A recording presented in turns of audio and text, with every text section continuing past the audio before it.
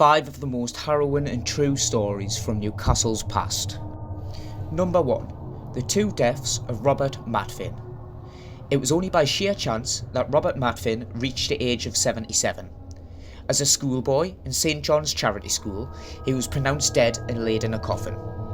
Pupils at the school gathered to sing at his funeral, but young Robert, aroused from his lethargy by sweet voices, turned on his side to listen. The coffin bearers felt the movement and alerted the clergyman, who ordered the lid to be unscrewed. Robert was taken to an aunt's house in Low Friar Street, wrapped in a blanket and given some invigorating cordial, put to bed and recovered from whatever had ailed him. His later life he became a keelman, but in the old age he was banished from the Keelman's Hospital, where he lived with other retired and needy ship workers due to his irregular conduct. He was taken in by All Saints Poorhouse, where he died on May 28, 1820. Number 2. The coffin-raiding beadle of the All Saints Church. In 1858, the city was scandalised by revelations that Jack, the beadle of the All Saints Church, otherwise a bastion of Victorian respectability, had been recycling lead from coffins to line his own pockets. This transgression earned him 18-month hard labour, in which he made the following statement: "I'm Jack. I am, or was, the beadle here. What's a beadle, you ask? Well, the beadle is a sort of parish constable. My job was to keep things in order, as you might say, keep an eye on the church and the churchyard, put some sticks about, clear undesirables and beggars from the church property. It mightn't rank with the clergy, but I was respectability itself. The iron railings all around All Saints Churchyard weren't intended purely for decoration. These and many like them were erected to deter body snatchers.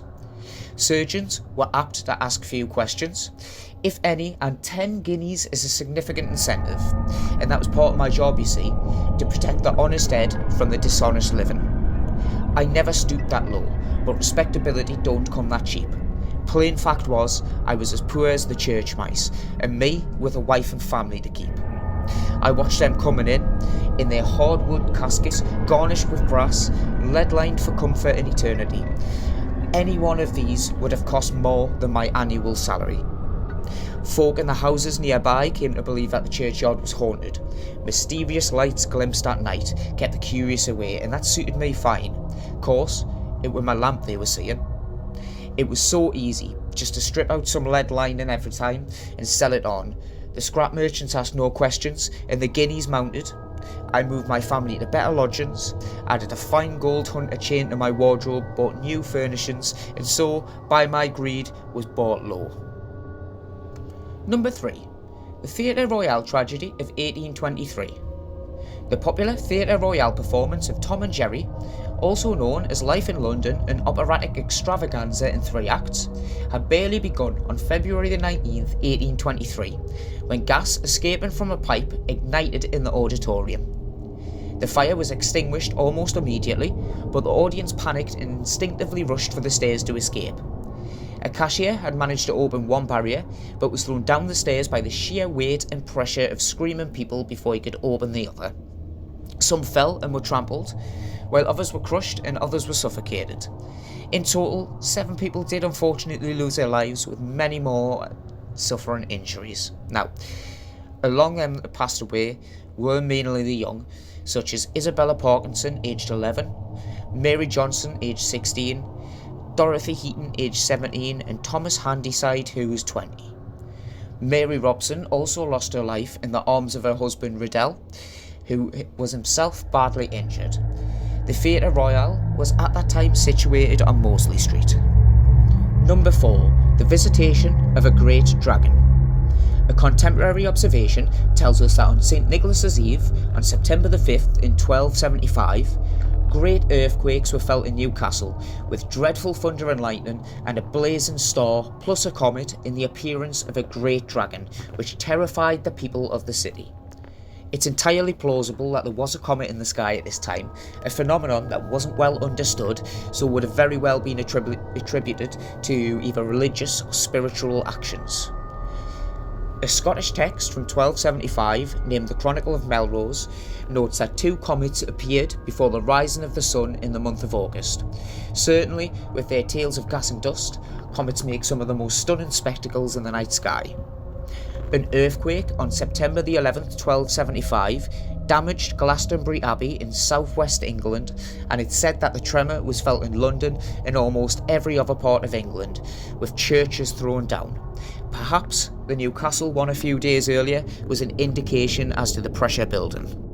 Number 5. The gruesome plea of Mrs. Moffat.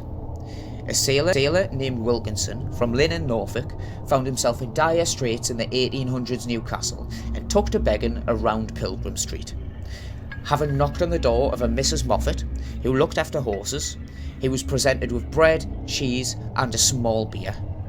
She then produced a hatchet and told Wilkinson she had suffered some time with her fingers and would he be so kind as to remove them. Just imagine the reaction. She persisted and persisted and persisted for some time with a bizarre request, laying her hands flat on the table until he eventually gave in.